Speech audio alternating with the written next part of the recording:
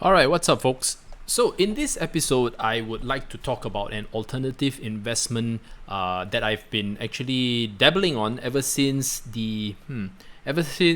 last year May. Yes, that would be the right time frame. So, as everyone knows, that I have been on and off speaking about MTG or Magic the Gathering. I want to also highlight that this episode is an alternative investment piece. So if you're obviously more interested in crypto related, episodes, perhaps this episode is not for you. But those who are interested in, listening and learning about something new that I have been doing, and I would like to obviously share my experiences with it. Especially, I've been doing it pretty extensively and intensively for the past 6 months, trying to understand the market. And the reason why I'm back into Magic the Gathering, because I used to play it when I was a kid back in 1993. And ever since then, I stopped for a good number of years because life, basically life just came, and kind of like stopped me from enjoying all these little things. Now that I'm older and having more funds available to me, I told myself, you know what, maybe coming back to the game would be something that I would like to do, right? And I think online games, I'm someone who isn't very good at online games, despite the fact that I do enjoy online games. But I just feel that since I'm already involved pretty much in crypto for the most part of my professional life, I would like to also enjoy another kind of aspect where there is an investment element that's a healthy market. And the good thing is that I find very stark similarities with crypto and MTG. But having said that, Magic the Gathering has been around for 25 years, and it's a game that was created by Richard Garfield. And the company known as Wizards of the Coast, they have been making this great product, and especially Wizards of the Coast actually also came up with the game Pokemon. So I think Pokemon seems to be a little bit more, it seems, because I guess Pokemon has a very wide age group, right? Whereas Magic the Gathering is definitely more mature. It's actually a very complex game, right? It's actually very conventional. So I still like that face-to-face interaction, although I do play most of my games online. And yes, it is actually a game that is still played till this very day. And a large part of the folks or individuals that are playing this game are actually around my age, right? I think this is also partly due to the fact of the format. So there are a number of formats. Very quickly, there's the standard, modern, legacy, vintage, and of course the format that I'm playing in is a so-called not an official format. It was more of a community developed, supported format, which is called old school, which is actually the original format that I kind of which was the original format that I was playing in back in the day. So the reason for this is that there's a pool of cards that will be utilized between 1993 and 1994. Hence the term 1993-94 old school, right? So obviously old school is developed by people who are part of the community, and they have the cards that are from the Alpha, Beta, Unlimited, where they call it short form for ABU, and then there are the expansions, Arabian Nights, Antiquities, Legends, and the Dark. So this very small card pool makes up the 1993-1994 OS, or they call it old school format. So I'm just going to go relatively quickly as possible. This episode can be relatively lengthy, so if you don't have a Wi-Fi or you don't have a unlimited data, my suggestion is probably you might want to watch it over the weekend, or if you really can't sleep, then this is probably something for you. Yeah, so let's get into it. So as I mentioned, So as I mentioned, this is the card pool. So the card pool for each expansion, right, is clearly stated here in mtginformation.com, and I think this is one of the nicest, most visually and easy to understand sites, because I think I had to kind of figure out the print run from a Reddit post once. Then suddenly I noticed this particular website. So I was thinking, hey, this is visually more appealing. It's easier to understand, right? Because I think when it comes down to scarcity, it's very important to find the cards that have the lowest print run. But then again, there's also an element of utility, where how useful the card is in the format. Okay, so it does have a use case as well. So if you don't play the game, you may not really know what exactly is in demand and what isn't in demand, and what is useful and what isn't useful, right? So you kind of also have to segregate. Are you more of a player come collector, or player come investor, or you are all three, right? Where you are the investor, collector, and player, collector, investor, right? And of course, you could be someone who just enjoys the whole process of trading cards, whether you are actually trading the cards for something more expensive, or you're trading your expensive card for maybe something else that's cheaper and people top you up with cash. I think the whole dynamic is actually very, very fun, right? And also there's so much social interaction, but also it's dependent on the country that you're in, what city or state that you're in, because I realized after being around for at least 6 months, I find that there are people who are so dedicated that they could drive for miles, and we talk about hours, just to get to a game with friends. And I think that's something very, very special that I don't really get here in crypto land, to be quite honest, right? Other than people sharing stuff at a conference about their latest product and getting people to invest and selling product. This is so different, right? It's really community driven, and when I stepped into it, I realized there are a lot of people who are very, very helpful. They're just there to, the moment they see a so-called interest in the format or any format, they're just very willing to help you and speak to you. Now obviously there are other formats that are not as expensive, but I feel that the retention of value, which is kind of important to me, right? Because if I'm coming into something that has a element of leisure and fun, I think it's also good for the fact that apart that you don't just take it as a hobby. The fact that there's a value to your hobby, that makes it even more exciting for me in particular. So yes, I've kind of gone through this website, and of course, naturally, I'm not going to bore you with it, but let's just kind of zero in on why things are so important, or the prices are. You're going to see a very sharp, you're going to see a very sharp, you're going to see a large increase in prices, especially when you notice when I compare them to the various expansions. So the very first expansion that ever came out was the Alpha expansion, right? So the Alpha expansion, as you can see, has a X amount of cards, and each card depending on the rarity. So there's rare, there's uncommon, common. Okay, so there's rare, uncommon, common. Yes. So the rare and the rare cards have 1,100 pieces each in existence under the Alpha. Then from then you have the uncommon cards that are 4,005, and then after that you have the common cards that are having 15,900 in supply. Now, why is this even important, or why am I even showing you this? Being that it's a 25-year-old game, and at the time, no one really thought that this game would last 25 years. Like, you just think about it, it's 2.5 decades.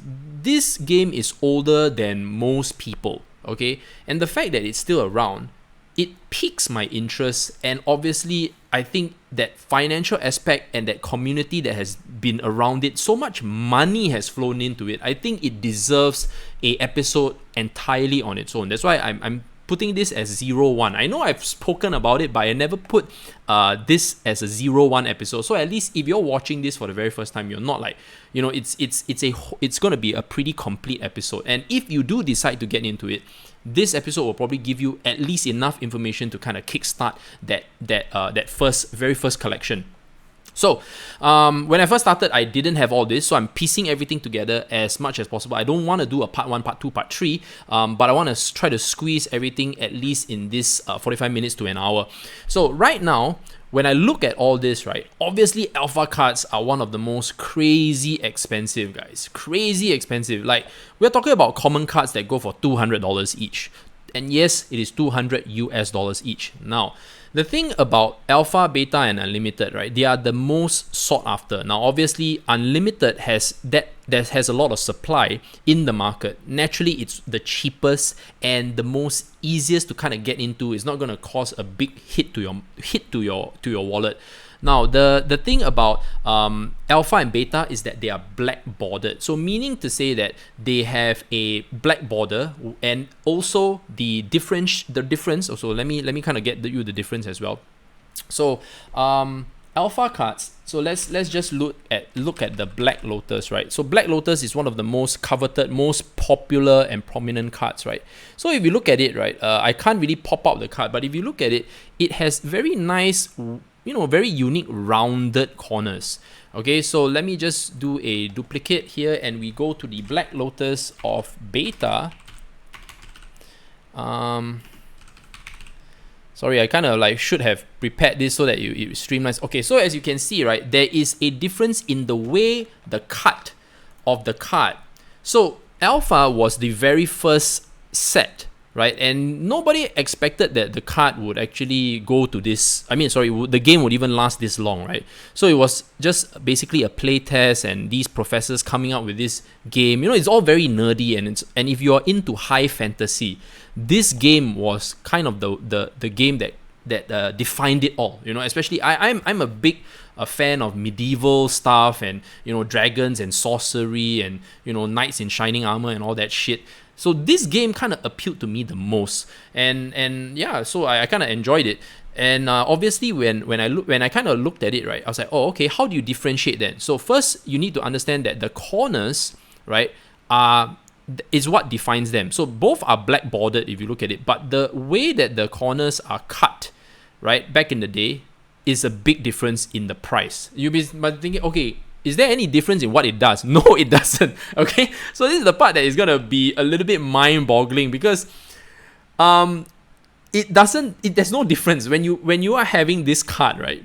Okay, as a player, it's very straightforward. Adds 3 mana of any single color of your choice, and tapping this artifact can be played as an interrupt. So it's 0 to cast. That means it's free, guys. It's free to play, right? It's free to play, and it gives you 3 mana of any color. So mana is obviously used to summon your creatures, play a spell or something like that. So that's why this card is just OP or overpowered. Now, obviously, there's also another same thing under a different expansion called Unlimited. So Unlimited is white bordered. Now, obviously, guys, ignore the price first, because this is the part where when you ignore the price for now, because I'll get to the prices later and how you can find deals in the market, right? So right now, I'm just helping you just define what you're buying, because there are times when you have different traders, or if you don't know what you're doing or you don't know what you're buying, you can be potentially overpaying. So I'll get into the prices later, okay? So right now, just kind of orientate yourself with the various types of expansions and how they look. Now, when I first started, obviously I couldn't remember what I never owned an alpha card. I never owned an alpha card, okay? Because it was clearly too expensive for me as a 13, 14-year-old kid. But when I first started, I told myself, okay, perhaps I'm going to order some cheap alpha, beta, and unlimited cards to differentiate, to help me familiarize myself with the way it looks and the way it feels. Because I think that's very, very important. That's something that I don't have to deal with in crypto, right? So having that experience was very important to me, because firstly, if I didn't know how to identify the difference, and this is the part where it gets a little bit scary, especially if you're very new, because there are people who are obviously malicious, that they can actually cut a beta card to make it look like an alpha. So when they cut the borders, right, in a certain way, they can have a special clip to make it look like an alpha card. And that allows you to sell the card that much more. You can sell it at a higher price, right? If the buyer doesn't know how to identify that difference. So I will not go into that. That has to be in a separate episode, because that's under authentication. And of course, validating the card, doing certain tests to help you identify what's what. Okay, so I had to learn all that, from the light test to the weight, to identifying the symbols, all this kind of stuff. It's like a whole new ball game for me, right? But I am really enjoying that process, and it's something that I love. Like I said, it is something that I have a lot of interest in. So right now, if you're starting out, you're very new, I think familiarizing yourself with the game, I think, is very important. I think you have to enjoy card games, and obviously you have to enjoy the genre, the format, and that interaction. Okay, hello. And then obviously, you know, don't let the money part scare you first, because I think you have to be open to the idea that this allows you to have social interaction. And I know that this game is pretty popular in most parts of the world. Okay, Haley, go. You need to go first. Okay, hold on. Okay, so right now I think most of the time. Okay, Haley, go, please. Okay. So I think right now, you now the next thing is, where do you buy the cards then? So I personally prefer buying it on a few websites. So if you're completely new, I think buying from a card shop to start is always very important. It helps you to familiarize, and yes, you may be paying a premium. You may be paying a premium for the cards, but at least you don't have to deal with the authentication. You don't have to deal with validating the cards, because I mean, a prominent or popular card shop, for example, like Card Kingdom, which is where I buy most of my cards from, they are efficient in shipping. They are great in at least at service, and at the same time, if your card is decently expensive, I think as long as it's above $100, they are willing to give you a shot of the card. Now, obviously, you can also look at the next best thing, which is the most important thing is that, do you have a community? Okay, so sorry about that. I think the most important thing is having a community. Where are you playing this game? Where is it available? Can you easily find a card shop in your country? Can you go and find a card shop in your country and start playing with people? Because no point you start buying all this just because you watch this video, right? You need to ask yourself where you're at. Like, are you planning to play with the cards as well? Are you going to be just collecting them and looking at them? You know, there has to be a reason. You know, a why is very important, because if you don't have a why, after a while you probably won't be able to handle the whole process of buying the cards, acquiring it, and you realize that there is fluctuations and volatility that you have to deal with. And there is going to be an element of buying and holding them for a X amount of time before there's any kind of price appreciation. Okay, so it's not as simple as it looks. All right, so firstly, I think finding a community is very important. I think the very immediate community that I can think of is the Facebook group, where I just joined the Facebook group, right? So there's a few Facebook groups that are available out there. So there is the old school 1993, 1994 folks, right? This is the old school 1993, 1994 Facebook group. There's the new high rollers. So high rollers, basically, these are all the cards that are, I think, $50 and above, or is it $100 and above? You know, stuff like that. This is how you acquire, or there's an element of acquisition. This is only because you want to buy, right? Then for playing the game, right? There is the old school webcam community. Sorry, the one I showed you just now is the old school webcam community. So if you don't have anyone to play with in your city, country, or whatever, there is the old school 1993, 1994 webcam player community. And there is also a Discord group. Okay, so let me just go into the just switch this here, and yes, there's an old school Discord group which is called the old school MTG Discord group, and they have a whole list of various channels, from discussing the deck tech, as they call it. You know, if you create a deck, you want to discuss about what the cards do or how effective they are, and then there's finance, there's trading and selling. That means if you have cards you want to buy, you want to sell. Altars, now this is also a very unique market where for the longest time people love to customize their cards, right? And we're talking about customizing, whether is it high end, low end, or whatever, it doesn't matter, because sometimes you just want to personalize that card. So there are artists, right, that actually you pay them to alter the card, and you can have them do whatever you want, or you allow the artist to kind of do the alteration for you, and obviously you're supporting the artist's work, and you're paying them a fee for it, but you get something very unique that comes back. Then of course, you can obviously play. There are multiple conventions or derbies or events via online. So there practically is a very strong community going on right now. So I find that even though if you don't have that availability to play face to face with someone or with a community, like in Singapore, I would say that our community is not that huge, but it does allow you to have fun. It still allows you to have fun.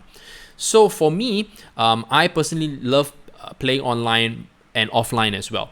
Okay, so the next thing is, after I've shown you all this, naturally acquisition of cards is very important, right? So I buy from a few places, but I think most of the time I've acquired most of my collection from Card Kingdom. So they are a US company based in Seattle. Then recently I bought from a Japanese site called Hareruya. So Hareruya is also one of the largest Japanese online retailers for Magic the Gathering. So you have to kind of understand and know where the prices are at. So that is something that you will have to journey through and go through the Discord groups and kind of find where that right price is. I think if you don't identify the right price, right, you usually tend to be overpaying. But naturally, it's just the way it is, right? Because the cards are just so rare. It's so difficult to sometimes attain a certain card in a certain condition, and sometimes it just pops up.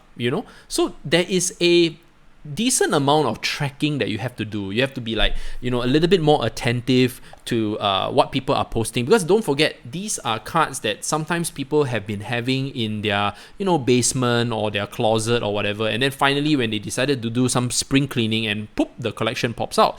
And yeah, sometimes people are still playing, sometimes they haven't been playing for so many years, so they totally don't even have enough of what is necessary to even start playing again. They decide to sell it off, and that's when you can discuss a deal. I think that's one of the most exciting things, because you still can find cards that can be sold below market price, and that also provides you a profit margin in the event that you decide to sell to a shop or to other players who clearly know what's that demand. So yeah, that's kind of like the gist of it. Now, the next way to acquire cards obviously are through peer-to-peer platforms, right? Peer-to-peer platforms are like Card Market. Card Market is a peer-to-peer platform that is based in in Europe, so it serves usually the European community. But I find that this site called Card Market, right? MKM Card Market has quite a wide range of cards at different conditions from different sellers. So, sometimes if you just want to roughly have a good reference price, the MKM Card Market is kind of one of the best places to roughly know how much you should pay for a particular card, or how much you roughly should sell it. So the typical so in the US uses TCG Player. So TCG Player is also a same thing, a peer-to-peer market where there are online retailers like actual card shops that are there, but then you could also be an individual that could set up an account and start selling. It's something somewhat like eBay, which I'm going to be getting to in a few seconds. So this is kind of like where it's at, and you can just easily see, okay, what kind of condition it is, where the person is from, and then you can see the condition of the card.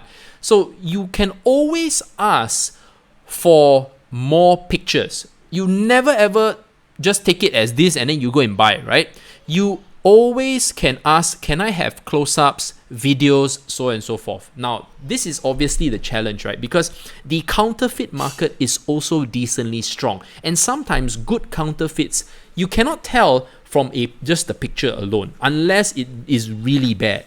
So the scary thing about peer-to-peer is that you need to know how to you need to know how to send the money across, or what ways are the ways to protect you as a buyer.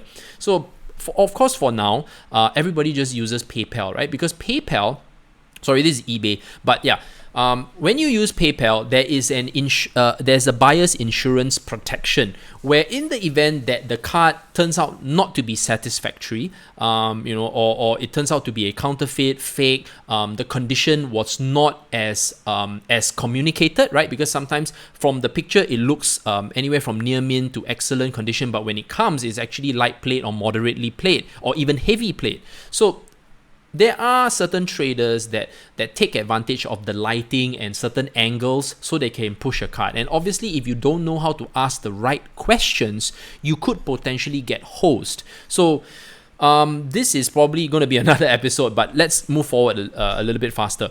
So so eBay allows you to buy from individuals, card shops, and at the same time, the whole integration of PayPal. But sometimes I feel that the fees are actually not very favorable because I'm situated in Singapore. So there's always the postage come import charges that I have to pay, right? So these are things that I cannot avoid, and that already could significantly increase the expenditure or the cost of the card, not the value, but just the cost. So it's quite painful. So you see, if I was to buy this card, for example, right now, even if it's 25% off, wow, that's great, okay? But if you look at how much I have to pay for postage and how much I have to pay for import charges, this is practically already it's already over $50, and this is a $359 card. Yes, it's just one card, right? But because it's in the beta, right? So as you can see, this is a beta card. See the corners, right?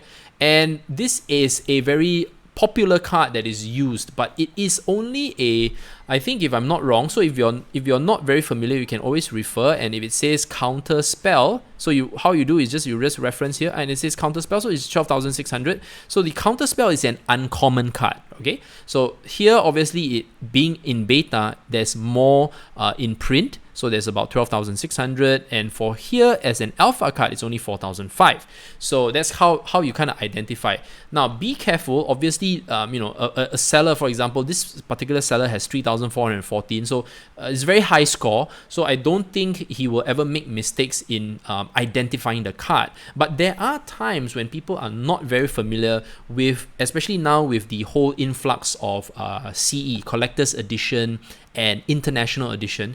They have sharp corners, but because they are used in casual formats, people love the color because the color is similar to the alpha beta cards. So, but they are nowhere near the prices that people have to pay. I think this counterspell card as a collector's edition is not going to be very expensive. I don't exactly know how much, but it's not going to be it's like a fraction of the cost. So it becomes very affordable, and that's how the collector's edition and the international edition is actually picking up in price, because it's just more favorable. And if people are playing for fun, and by the way, old school, right, is a casual format. So meaning to say that people are able to have fun just playing anywhere at a restaurant, cafe, or anything like that, and you don't have to be too serious about it. It's non-competitive in that sense. But obviously there are competitive events in the US, in Europe, in parts of Europe. Yes, there are. But that's when you decide to go really hardcore. Then obviously your cards have to be part of a certain edition, and there are no way you cannot have any proxies. So proxies are you print out the card on a piece of A4 paper and you just cut it to size and you put it in a sleeve. You can do that for kitchen tabletop games or casual games, but you definitely cannot do that for tournaments. You cannot do that for tournaments. Yeah. So another site to kind of help you get a gauge of prices is the mtgstocks.com. Now, the mtgstocks.com is practically like a Bloomberg. I can say it's like a Bloomberg for Magic the Gathering, right? Where you have articles on discussions, decks, and of course, if you sign up for an account, you get more value. You can read articles from contributors, and the price movements can be pretty significant for a particular card. So now that I've kind of given you a quick roundup, so Ryan, how do I buy? It seems quite straightforward to buy. Now, how do I sell? The same thing. If you are planning to pretty much go into this, there has to be a point where maybe you want to decide to buy and sell. I think for certain folks, especially hardcore players, they say, no man, I'm never selling. I think that's a very, very... Okay, it's...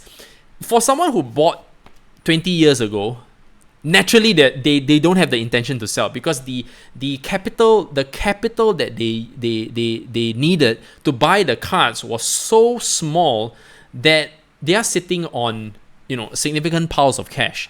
But I have a very different strategy where I feel that there has to be a healthy buying and selling so that eventually my inventory of cards that I do want are either going to be free or I have reduced the cost over time. So I will be acquiring pieces along the way, and when those pieces appreciate in price, I will be selling them so that I can release capital and bring down my overall average cost. Does that make sense? I think there has to be a healthy buy and sell element in this whole market, because that's where you are also you have to also understand it from a trader standpoint as well, right? Willing buyer, willing seller. And there are times when when you find cards that are just so sought after, that's when you can charge a premium if you are either someone who has been holding it for the longest time and you want to cash out on that collection, or you are someone who maybe picked it up during a dip. So let me just share the current state of the market, right? And the state of the market. So I was looking at this card not too long ago, and obviously this card is one of the more fun, more powerful cards in the game. So, and not only that, the artwork is just pretty sick, guys. So back in the time when I was looking at it, right? This is kind of when I came in 2019 of May. So it was $600, and this was the peak. Okay, now take a look at how much the price has appreciated over time. Now this is the part where it gets very sexy. So like I said, nobody knows when things will move. Will it ever pick up? Cards are always going up in price. People are always saying that all these old school formats are not sustainable. Eventually everybody goes to the modern or newer stuff. Well, that may be true, especially when you're someone who is just here to play the game. But I think as an older individual, we take finance more seriously, and I think we understand how hard it is to earn money, because I think when you're a younger individual, most of the time the money is coming from part-time jobs, while you're studying, and it's, you want to have fun, right? There's no real element of understanding about finance. At the same time, you may be getting money from your parents, but as an individual that is earning my own keep, right? I think what I spend on is very important. And I think this goes for most part in most things in life, right? You kind of want to be more careful, especially with your money, and manage it a little bit better. So right now, let me just give you an example. So the Serendip Ifrit, which is the Arabian Nights, right? So back to the print runs. So the Arabian Nights is actually one of the smallest print runs for an expansion in the old school format. Very small. So when you look at the Serendip Ifrit, right? Now take note, there's the reserve list, and then there is the reserve list where cards cannot be printed past the expansion that they're in. So it's called the reserve list. So in this case, the Serendip Ifrit is not a reserve list card. Now the reserve list kind of protects the card. Okay, so let me just give you, so you can see the reserve list. So the reserve list means that it's protected by a policy that Wizards of the Coast had drafted out a long time ago, where as long as these cards are in the reserve list, they can never be printed in another form. Okay, but the Serendip Ifrit, right, has other prints as well that are so much cheaper. We're talking about significantly cheaper. We're talking about maybe less than $10. I think there is a format that another artwork does the same thing, another artwork for less than $10. So as a player who is interested in just utility, you don't have to get this. You do not. You just get that, right? But if you are someone who's playing old school, this is the OG of the Serendip Ifrits. It's the OG art. It's by Anson Maddox. The original artwork, right? If there was the original artwork, probably cost 5 to 6 figures by now. Okay, like easily the original artwork, the actual artwork. So yeah, this is why there is a certain level of appreciation on the card, right? So personally, I didn't buy when it was $600. I just felt it was ridiculous for it to be at $600. Now, it's always willing buyer, willing seller, so I can never know, right? But I did decide to start bidding for it. And when I started bidding for it on eBay, at the time it sank again, and there were a lot of folks who wanted to liquidate the price. So I asked myself, what would be a fair price for me to pay? And I told myself, okay, $300 would be the price that I would be willing to pay. So I was able to acquire a play set of 4 for anywhere from $300 to $350. And right now the card is actually rising in value. So I kind of hit pretty much at the support level. Now, could it drop further, right? Could it drop to back to the sub 200s? Maybe, right? Because initially back in 2017, right, the cards were below $200. So whenever you see the price here, take note it's not the actual transaction prices. This is basically what are people listing the cards on. Okay, for MTG Goldfish, it is how much people are listing the cards. So when you see the actual transaction, right, when you buy peer-to-peer, usually it's 10% off retail, 10 to 15% off retail. And when conditions differ, it can be anywhere from 20, 30 to even 40% to even 50% cheaper for really poor condition to moderate play or heavy play conditions from the retail price, because that's just how it works, right? Because cards also can command certain value based on the condition of the card. Like I said, guys, it's a tangible item. In the past, people didn't play with sleeves. Sleeves are basically to protect the card. There was no such thing. Everybody just bought the cards and just shuffled them and played them just like as if you were playing poker cards at the time. We're talking about here 20 to 25 years ago. So everyone was playing on the floor to their table, and the table has coffee, sugar, and all that kind of crap. So yeah, to find great condition cards that doesn't have water damage or banged up corners, right, are actually very difficult. And that's what makes it very fun for me, because you are now going into a market that basically didn't exist, and now it exists and people are looking for it. So it's like finding vintage artwork, and that's what I find very, very fun about it. Okay, so now that I've already spoken about the rarity, or how you can identify the rarity, the print run, right? From there, where do you buy the cards from, or where would you like to buy the cards from?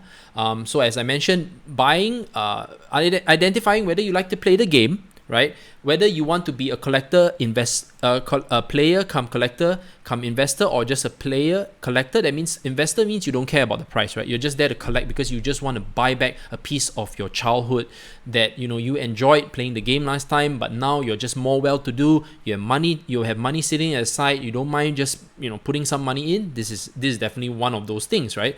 The alternative is the investment pieces, where because it's a healthy market, but you need to, being an investor, you need to be very sharp on the prices, and you need to identify whether you're paying too much or too low, and you need to you need to be able to authenticate the cards, right? Authenticating cards, I think, is so important. And of course, identifying who are the reliable sellers or traders in the community that you can truly trust, because the moment the money is sent, right?